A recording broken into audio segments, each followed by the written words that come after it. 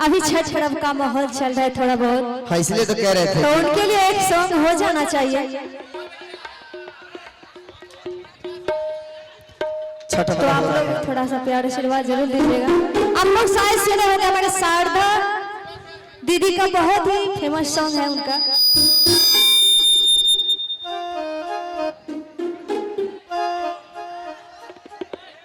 कि गांव के अधिकारी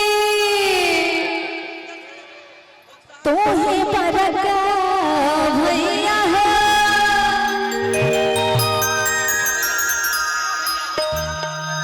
गांव के अधिकारी तो है परका भैया हो, भैया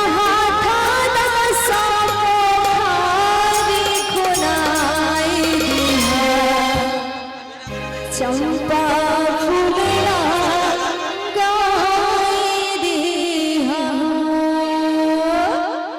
1 2 3 4